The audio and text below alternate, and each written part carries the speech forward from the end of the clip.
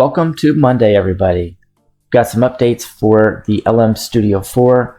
I've got some different studios here for you to put in. I've got 4 currently. Whereas they are not hard to add, they are tedious to add, and they take a while to add in.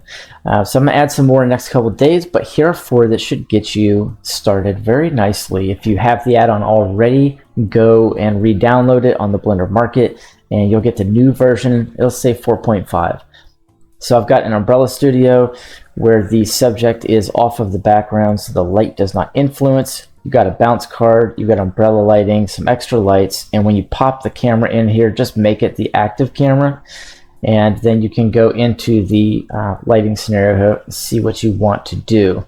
You can play with the global exposure, and of course you can bring the current light intensity up and do whatever you want, put some soft glows on it, things like that. And that studio is preset. You've got a light here, you can just kind of move that off if you don't want it. These can just move anywhere you wish. The bounce card, of course, can go where you want to.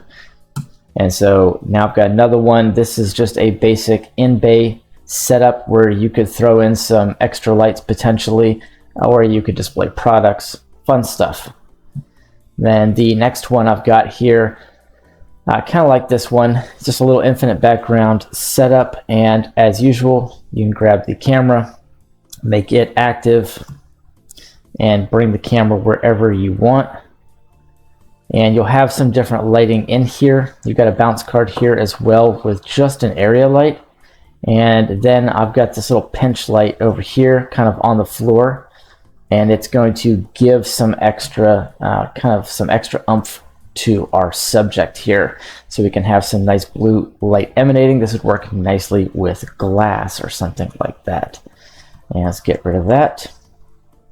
And the next one is a very, very basic setup, but I kind of like this one for prototyping.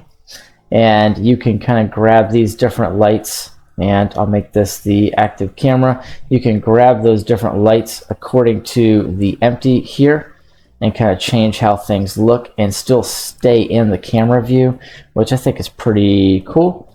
And then if you want, you can grab these individually and turn these up just a touch.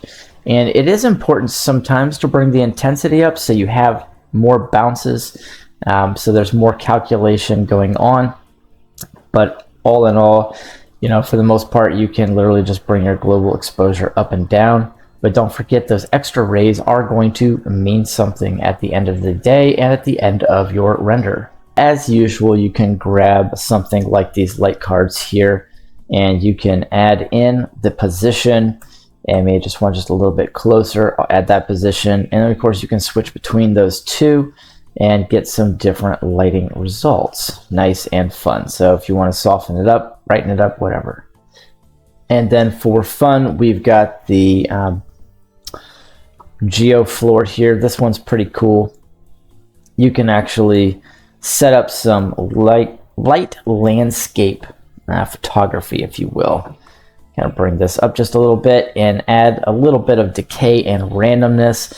I showed this yesterday, but it is important to note that you can flip between a couple of different settings here and then just bring the displacement up and down as you need it.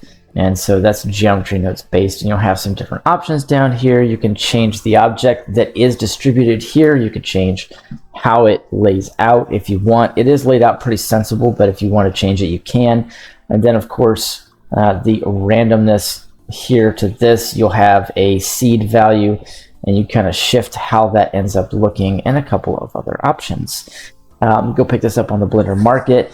I do have a free version though of this, and it's pretty cool. It's got some controls here, and then every light will come into the scene with all those controls in the grab feature. So if I want to grab this light and change something on it, I can do that very quickly and very efficiently. Thanks for watching, guys. Smash that subscribe, smash that like, and I'll see y'all in the next tutorial.